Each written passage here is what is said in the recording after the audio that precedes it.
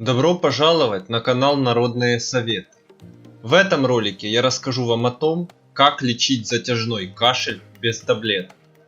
Но для начала я призываю всех желающих подписаться на канал.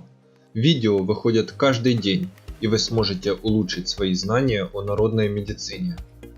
Также можете подписаться на страницы канала в соцсетях. Ссылки в описании. Ну а теперь вернемся к теме ролика.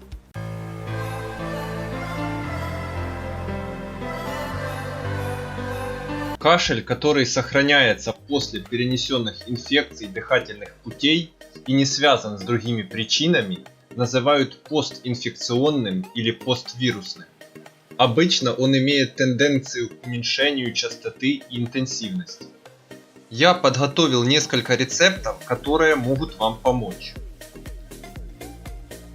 Взять 1 столовую ложку сока алоэ, 100 грамм сливочного масла, несоленого, 100 грамм свиного или гусиного сала, 100 грамм натурального пчелиного меда и 50 грамм какао. Все это тщательно перемешать и принимать по 1 столовой ложке на стакан горячего молока.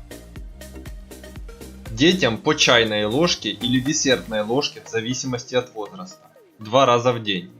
Рецепт номер 2.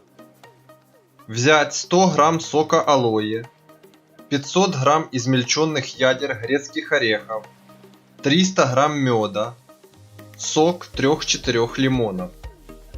Тщательно все перемешать и принимать по десертной ложке 3 раза в день за 30 минут до еды. Для получения сока следует использовать алоэ не моложе 2 лет, причем срезать только нижние и средние листья. Если это видео было полезным для вас, пожалуйста, поставьте лайк и не забывайте подписаться на канал. А на этом у меня все. До скорых встреч!